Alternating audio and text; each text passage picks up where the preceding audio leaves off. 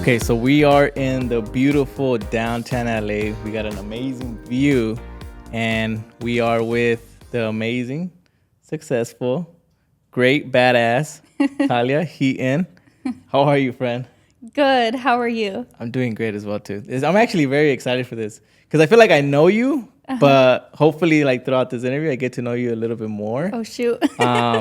Because man, look, I'm a huge fan of people that work hard and that don't make excuses. Yeah. I think in today's world, it's very easy for us to come up with excuses as to why we can't do certain things.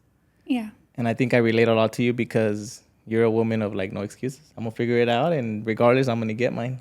Yes, exactly. Yeah. But tell me a little bit about you, like your upbringing, like what got you into real estate, what made you go into being like in business for yourself as a woman, and primarily a male dominant industry as well too.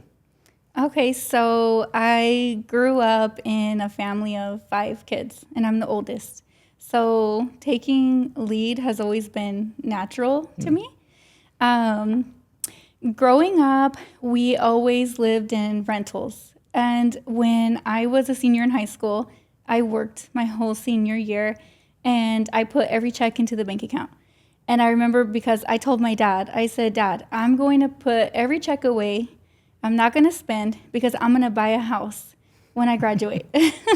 And I remember asking my dad, do you think it's possible? And he said, yes, anything is possible. So, and at the time, my parents were still renting. So I did just that. When I turned 19, I walked into a new construction site by myself. And I said, I want to buy a house. And the guys there, I'm assuming they were realtors, they were just kind of like, oh, are you ready for that? I remember their not compliment, but I remember their reaction to me because I pulled up in like a newer Honda and I had like Ugg boots on, and they asked me like, are you ready for that commitment? Because you can't be buying the Ugg boots and driving the new car at your age.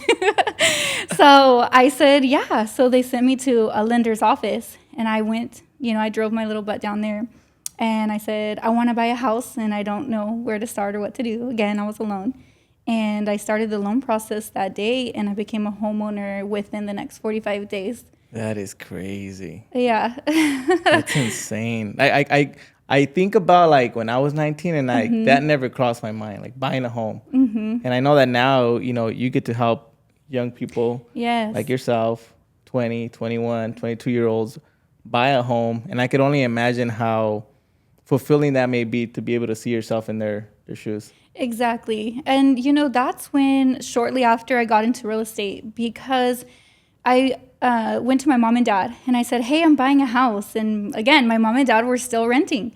And I got my mom and dad to purchase a home 2 months later. Not through me. I was not a licensed real estate, but I was so influential and so helpful that somebody who thought they couldn't do it, they just needed the guidance. Yeah. And then shortly after, I noticed that my close circle of friends started buying homes. Wow. At 19 also. Because I was there to tell them it's easy, you just got to get your down payment, you could do it, I did it, you could do it. And I knew right then and there that my community, people that I was around, they needed guidance. This was before social media, this was before we could get our voice out there. So that's what I did. I got my books. It took me a little while to get disciplined and get my real estate license, but once I did, I just kind of took charge, quit the 9 to 5 and said, I'm just going to try it. Either I'm all in or I'm out. Yeah. So that's what I did. I went all in and sure enough, thank God, my business kicked off for me. Yeah. Let's talk about the beginning phases because I know that, it's very difficult starting a business, one, and then two, being in a commission only based job. Yeah. And, getting people to use our services, to trust you for your services. And I know that now, which we'll talk about a little bit later, like your Instagram is popping, which is crazy. Like I brag about you so much because I'm like, man, like you guys don't even know. But how was the beginning? Because I'm sure at the beginning, there was no, social media influence, people DMing, wanting to buy a home. It was, right. How was that like the beginning of your journey of, the real estate? So in the beginning, I did not know one real estate agent. I didn't know any broker except for the one that sold me my first home. So I didn't really know, coming from a small town, I didn't know how you get clients. I didn't know there was such thing as door knocking or cold calling. I had no idea. So all I did was had my picture taken in front of my brokerage, and I text that to every family member and every friend, everyone I went to high school with. And I said, post this on your Facebook story. And then I said, I've got to start using Instagram. So then I said, post it on your Instagram story and tag me. If anyone's looking for a realtor, contact Talia. Yeah. And sure enough, I just stuck with it every single day. The difference between me and your average agent starting out is I never got discouraged. I always knew that it was going to take time. It's going to take work. So I was at it 7 days a week. Just I was asking for business because I knew that it wasn't just going to come. And that's how I built my business, and that's how it still ran to this day.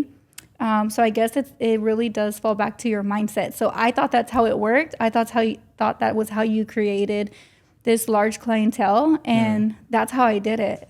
And that's how I'm still doing it. Talk about that discouraged, because that is probably one of the biggest things of why people don't make it in the business. I don't think that they don't have the skills. They don't have, the drive, the discipline. I think a lot of the times people just get discouraged because I always talk about, a lot of us come from a W-2. So we're used to putting in a certain amount of hours a week. And then whether it's 1 week later or 2 weeks later, we get paid for that time. Yes. And then with us, it could be a month, it could be a year, it could be 6 months. Like, you won't get paid even though you're going in, clocking in every single day. Where does that resilience to not give up? Where do you think that comes from? Because I think it's what stops a lot of people from actually succeeding in the industry. Yes, exactly. Well, I knew what it takes to work hard. So, and I always know that nothing in life is free and nothing comes easy. So I already came into this game knowing that I was going to work, and I was going to work my butt off. And to this day, I haven't let go of the gas. I'm still not where I want to be, but I am proud of myself for coming as far as I have. For example, now that I have my own team, I recently had a team member, say, when am I going to get my first deal? And I said, girl, you've only been at it for 2 months. It took me 7 months of no. It took me sitting in the lender's office almost every day with a new lead, hoping they were going to get pre-qualified. And then every day, I would just walk away with nope, their credit score's not ready. Nope, And so it was then that I said, you know what, let me get a hold of a good credit repair specialist. Let me set up a plan for these clients to where when they are ready in a year from now, they will come back to me. Now being in the industry I just hit my 5th year. Thanks. I am having clients that I'm barely showing homes to and barely have gotten qualified that came to me year 1. Yeah. We're on year 5 and they're coming back to me now.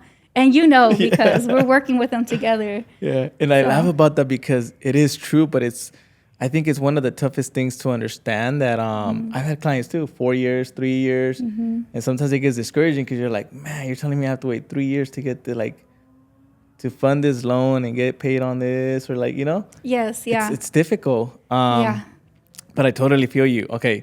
I wanted to share something with you because right now we are at, I'm going to check your Instagram followers. Look, it's 54, almost 55,000 organic Instagram followers. That is, girl, I've been trying to grow mine for the last 4 years and I can't grow it. And organically, this is organic followers. Yes. And so I want to touch on 2 things. Okay. One is that you grew this with literally your phone. I seen this, and I always tell everybody, I'm like, no, bro, if you're complaining about I don't have money for marketing, I don't have money. I know someone who grew to 55,000 followers. Literally, bro, I watch her with her phone do these videos. Yes. So 1, you're just complaining. You're making excuses. And then 2, I go back to this picture right here. And I went all the way, I stalked your Instagram. I went all the way down to your first post. And I see the likes, 8 likes. Yeah. Now your most viral video was at a million Yes. views. 1.9. 1.9 million views. So how does someone stay so consistent and disciplined and doesn't get discouraged going from 8 likes Yes. to continue to do it over and over and over, and a year from now you still don't get that viral video? 2 years from now, like, how? What would you tell someone that like is in that position right now that's only getting 8 likes per post? We all start from the bottom. We all start with 0 followers, 0 likes.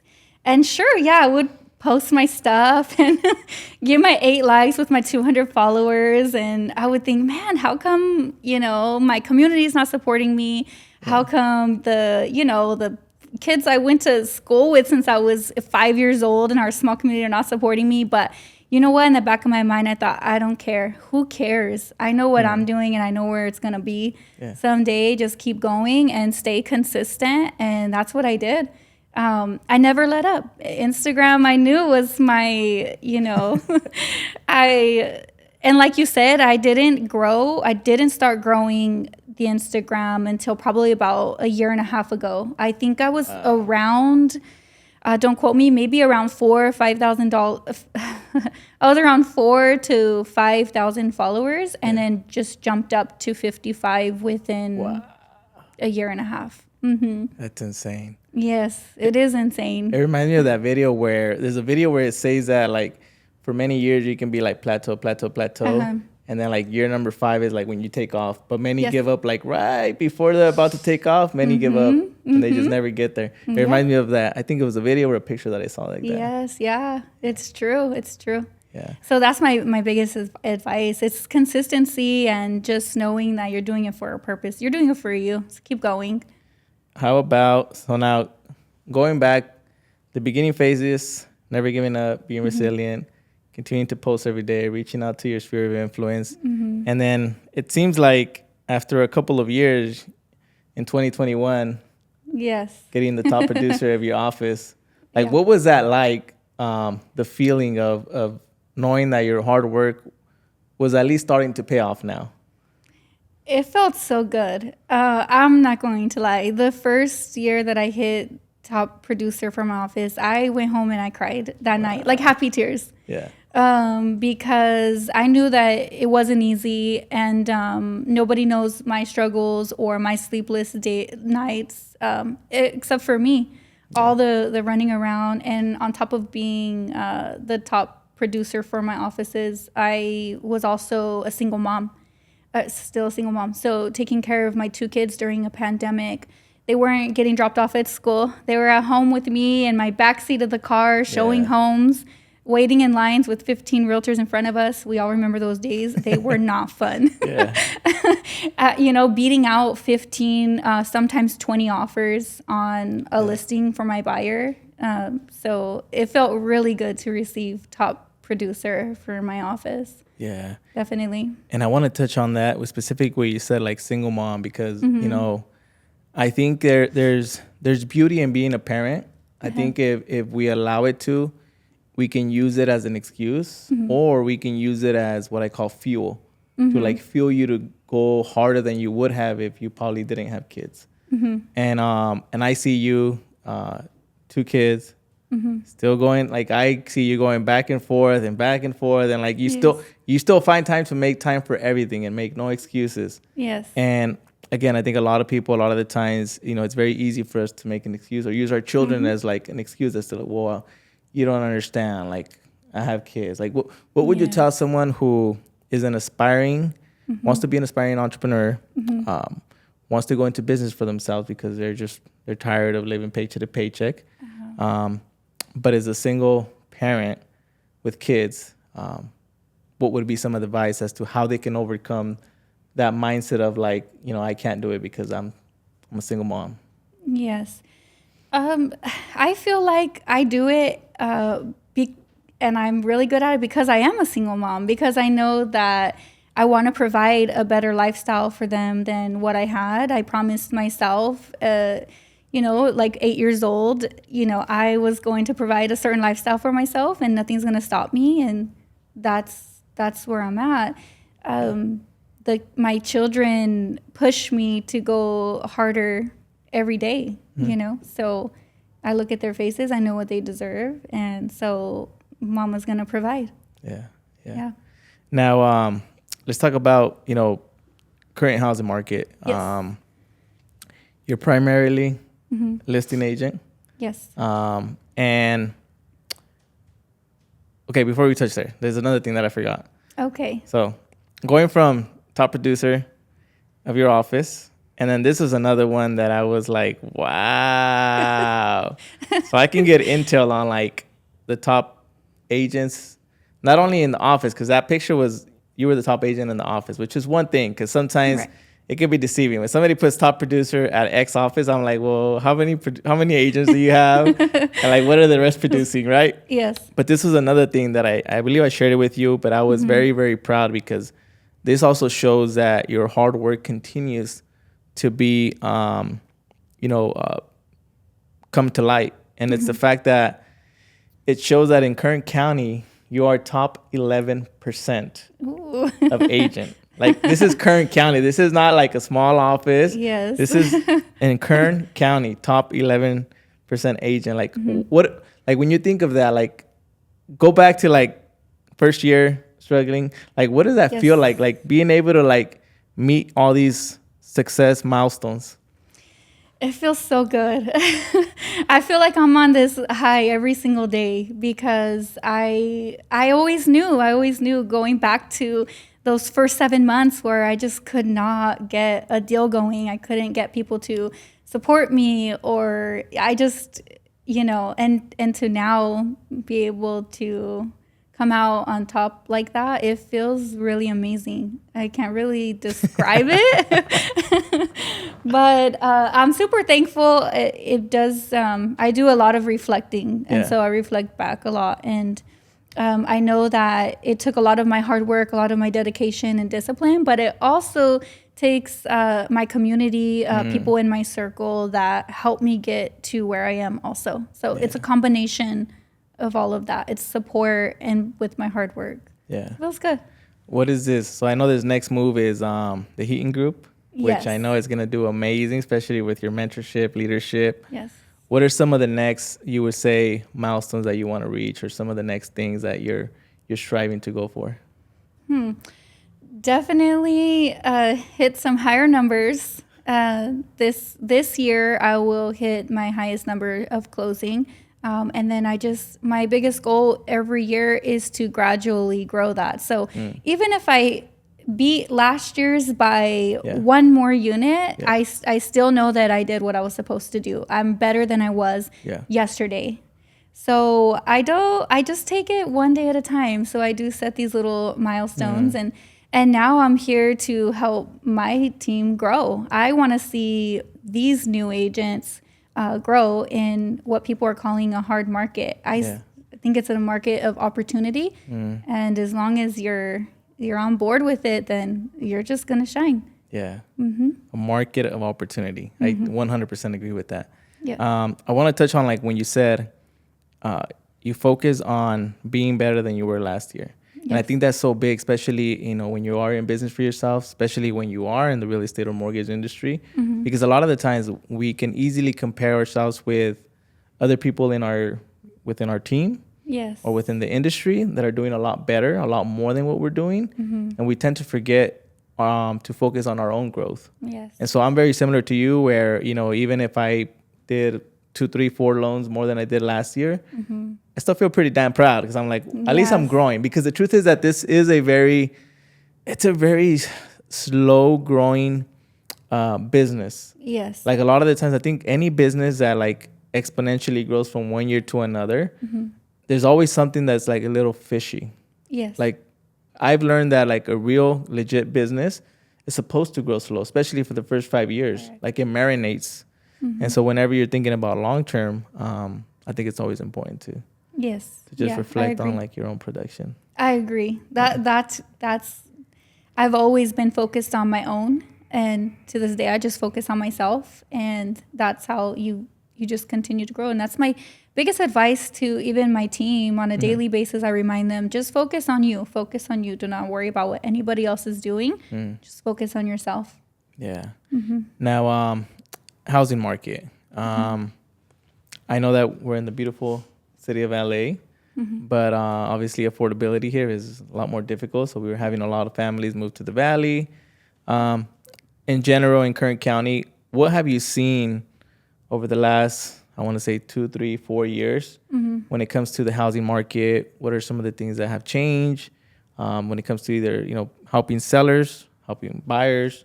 What are some of the things that you've seen change in Kern County over the last couple of years? And what do you expect it to, to look like in the next 5, 10 years? Right. Well, for Kern County, and I've always said it before it was this gold mine that was found, I've always said Kern County is a gold mine that people are going to discover. And now more than ever, we have clients moving in from Los Angeles, Salinas, Orange County, all over the place, all over the surrounding areas. So with that being said, Kern County is very high in demand. So my biggest advice for people who already live in Kern County and have not purchased yet, do not listen to the aunt and uncle, because our market is just going to keep on getting more competitive with the amount of buyers that we have coming in, because we are one of the most affordable counties. It makes us so unique, very unique. And in today's market, we still have sellers paying for majority of my buyers' closing costs, which is huge. So if you can come out of pocket with your down payment, everything else is being covered for by the sellers for the most part. Yeah. Now, I know that there was some recent changes in the real estate industry with the NAR settlement. And, there's one, I've always been a believer, the news will feed our consumers a certain narrative. So there's a narrative when it comes to the NAR settlement, and there's a reality. What are some of the things that you've seen as far as like some narratives that buyers are coming in with, thinking that like it's this way, but the reality is that it's this way, or they can prepare when they are looking, this is for buyers specifically, that now they think that like, oh, I don't need an agent. Like I'm going to save myself X amount of money, supposedly. Well, let's start with that. So I've only heard it a couple of times. You see it online where someone says, oh, I don't need an agent. My biggest question, I asked somebody that. I asked a family member that. I said, when we were talking about it at a barbecue, I said, what's a home inspection? I don't know. What's the difference between an appraisal and a home inspection? I don't know. What does the appraiser do? I don't know. Oh, okay. You need an agent who's there to negotiate for you, because you do not know what you're doing. You do not know what you're signing. You don't know what you're getting yourself into. There could be a major leak coming from that roof, but you didn't know what a home inspection is, and that seller is definitely not going to advise you to get one, but your buyer's agent would. So with that being said, the NAR lawsuit. So some buyers believe, and a lot of buyers believe, that now they have to come out of pocket for their down payment, their closing costs, plus the buyer's agent's commission. But what they don't know is that all of that can be negotiated. We can negotiate to have the sellers pay for the buyer's commission. Like I tell, as a listing agent, like I tell my sellers, most of the time I'm listing first-time starter homes. So I talk to my sellers and I let them know majority of the time a buyer doesn't have the funds for the down payment, the closing costs, plus to pay the buyer's agent's commission. So my sellers are already aware that most likely we're going to see offers coming in where the buyer's agent are asking for the commission to be covered. And we can negotiate that. Buyer's agent is writing us up a 2.5% commission, a 3% commission.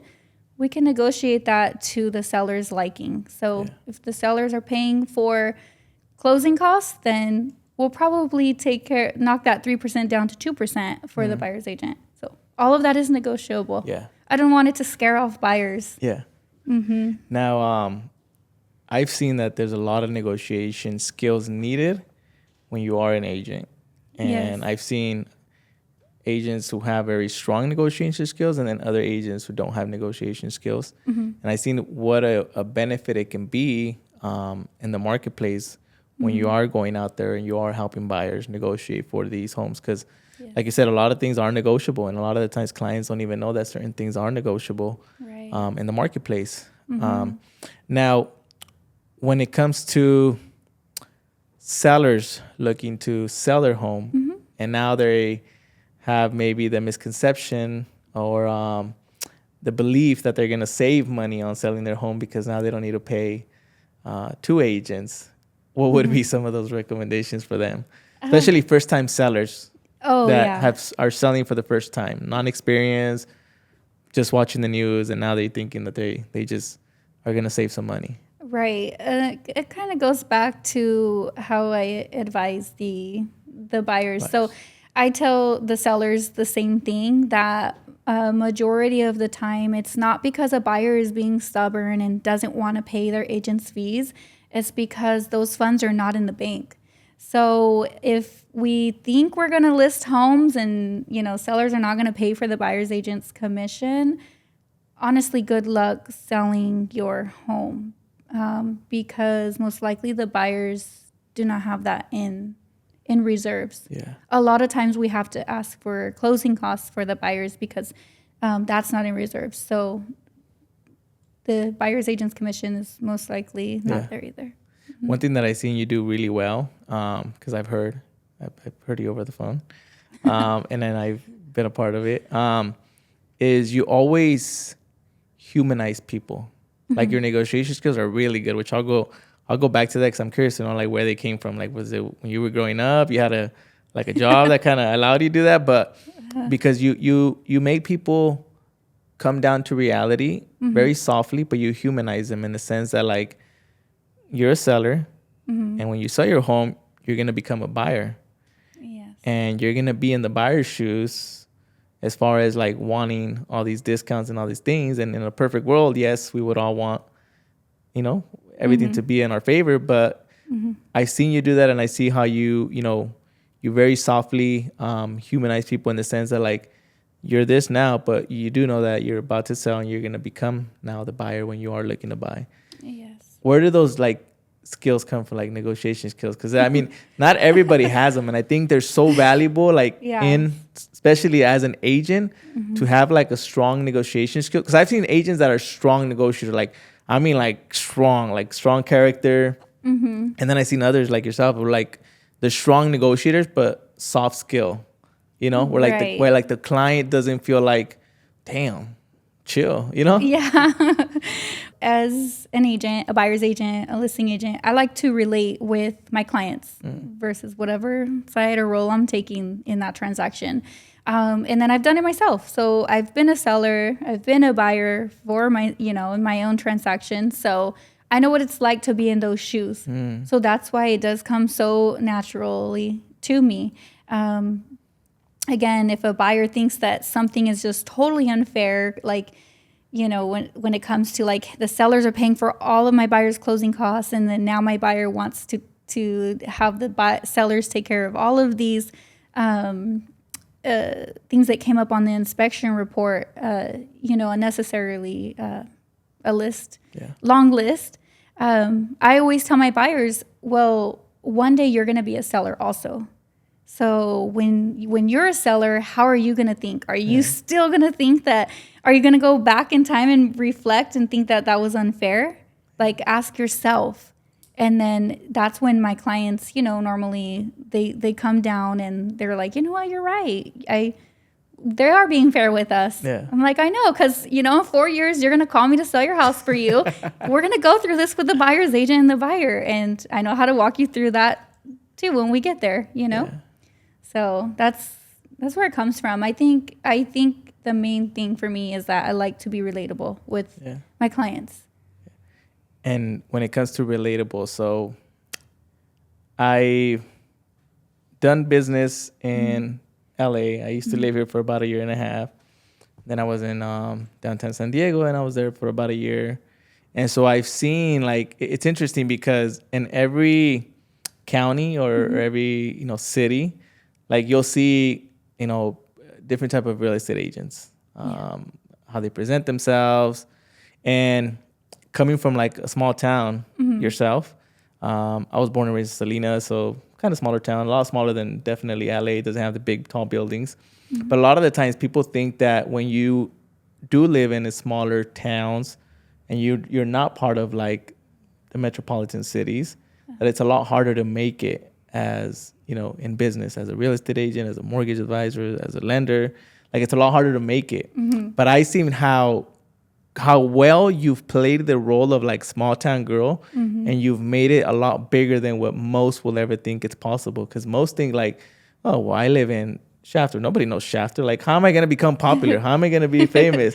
Like, how did you manage to do that? Because most people are just like they want to put themselves like they live here in LA because they feel like, oh, well, I'll get more clout. Yeah. I've seen it. I've seen the agents where they're like, I need a Los Angeles number. I'm like, I'm good with my 661. I never fell into that. There's nothing wrong with it, but yes. So I think with that being said, I always just stayed true to myself. So I've always given people the real me. So the people got to watch me grow, but people got to watch me grow humbly and remain that way. I know where I came from. And number two is it doesn't matter where you come from. If you have it in your heart, if you have that grit, like you're going to get to where you want to be. You can be from a one high school small town, or you can be from Los Angeles, vice versa. You can be from this big city town and do the minimal. Yeah. So it does not matter where you come from. I've seen that too. You got to get, people would have to get that out of their mentality, you know? Yeah.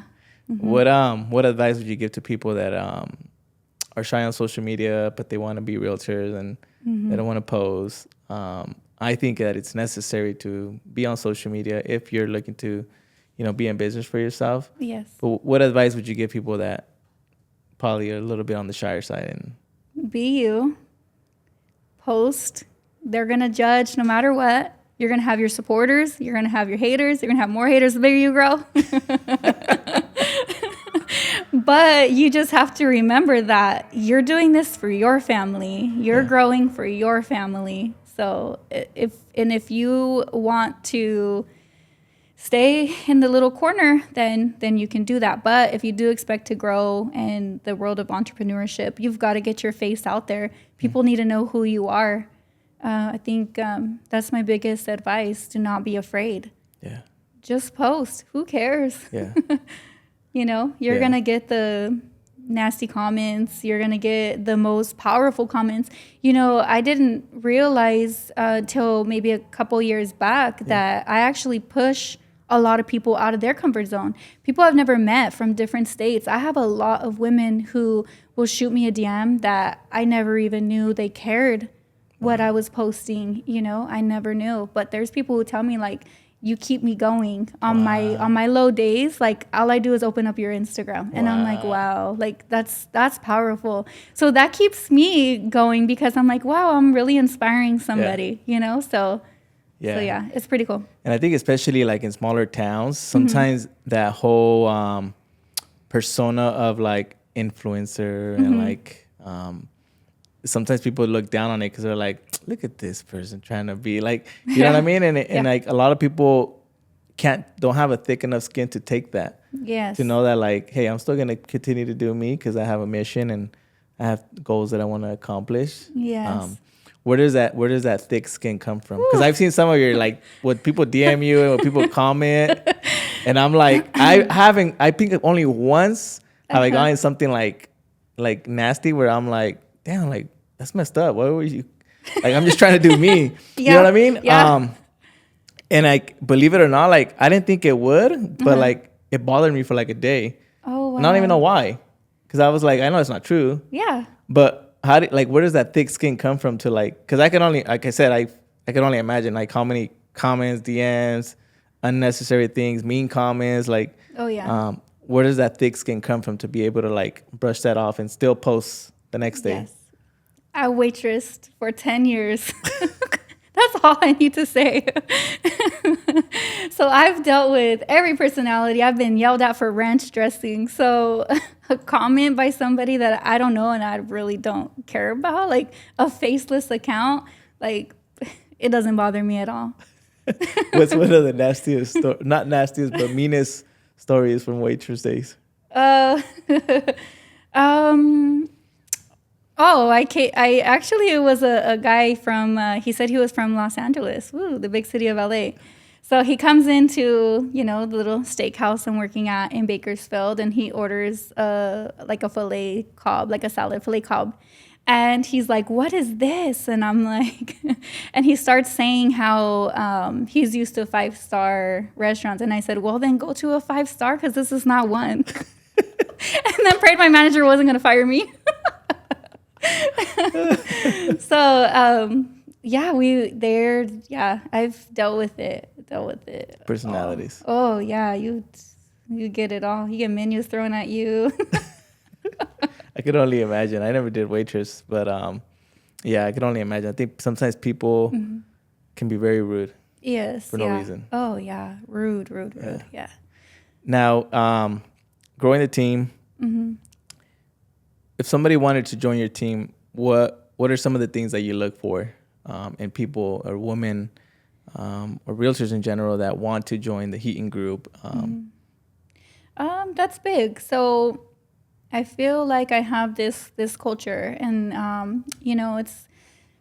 I never set on being just an all-girl team, but as of right now, there are 6 of us, and we're all female, and we have a very positive space.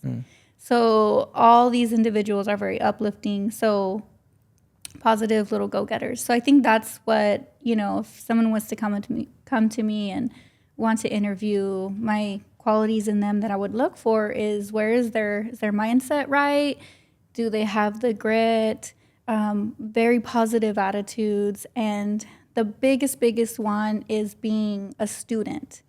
So they've got to be able to handle constructive criticism if you plan on growing. So those are some of the main points that I do look for. It's interesting because they sound so basic, but I've always been a believer that like the magic is in the basics. Like if you can do the basics repetitively over and over and over again, you can be patient with it, and you can never like discourage yourself. I think you'll go a long way. Yes, yeah.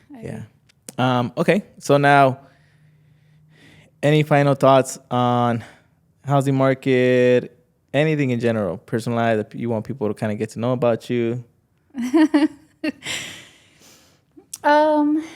So personal, no. I'm just kidding. Personal life, I do kind of like, just, I don't know, I've always kept it to myself, so people do wonder,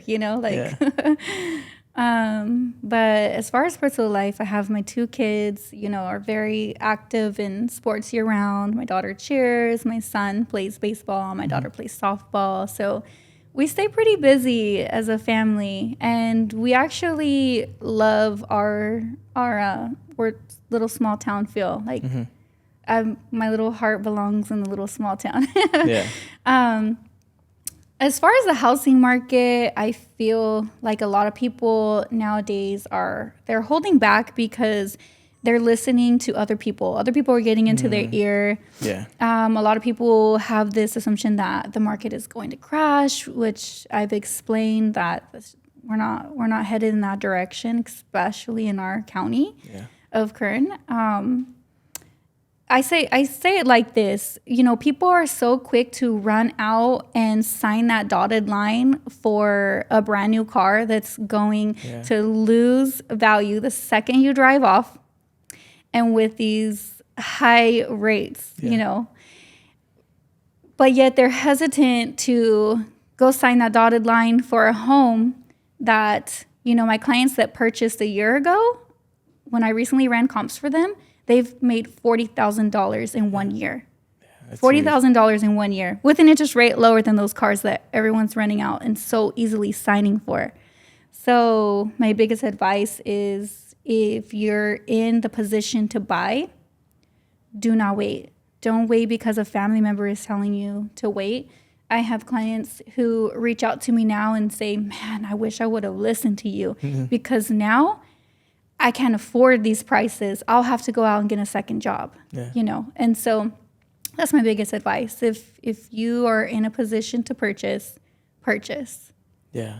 And I see it a little too often, where there's families who are watching Univision, they're watching Fox News, or watching the news. And a lot of the times the news will focus on a nation level wide. The news that they report are national, meaning that if they report houses are down 2%, home interest rates are high, whatever they report for the most part is at a national level. And for the most part, I think focusing on the county you're buying with, or even the neighborhood, because maybe you could talk to a little bit about that, where I think it's important in the county that you're buying, but then sometimes even just the neighborhoods that you're buying in, that can vary as far as prices and so on and so forth. When it comes to, are prices going up? Are they stalling? Are they coming down? And I think, like you mentioned, Kern County is a gold mine. I don't see it coming down in prices in a very long time, because it's still affordable. Somebody in LA buying a home here for $500,000, they probably can't even find one. And in Bakersfield, you can get a home for $500,000 in a very nice community with the pool in the back, a nice 4-bedroom, 2 baths, 3 baths, and you can live very comfortably. What are some of the things that you've seen for people moving from the LA area to Kern County, or just migrating in general, that you would recommend anybody that is looking into becoming a homeowner, but the county that they currently live in, they can't afford it, and they are looking to move into Kern County? Because I know sometimes Kern County also has its, like, the armpit, it's ugly, don't do it, it's hot. Like, what would be some of the recommendations that you would give those families that are living in these big metropolitan cities? They can't afford to buy a home, and they're probably thinking of moving into Kern County and being a homeowner. I say make the jump. I say we're an hour and a half from the beach. We're an hour and a half from the mountains. You have Six Flags, Anaheim's right around the corner. We all do it all the time. We hop in our car and get up and go. If you want to become a homeowner, sometimes it's not going to happen in the city that you want it to happen in. But in every county, there's going to be those areas where they're amazing. They have the amazing schools. They have, the shopping centers that somebody may be looking for, the nicer restaurants. So I say, if you're thinking about it, make the jump, because as the rates trickle down, we're just getting handfuls and handfuls of more buyers on the market, which makes it just way more competitive for you that are just kind of sitting back and waiting. So if you know you're going to make the jump, then do it. Speak to a local real estate agent in the county that you're looking in. So if you're looking to buy in Kern County, then call a Kern County real estate agent that knows those areas that are going to work best for your family and what you're looking for. If somebody's looking to follow you, connect with you, possibly join the Heating group, join the movement, where can they reach you? Through Instagram. What's the handle? Realtor_Talia. So you can shoot me a DM there, and we can connect there.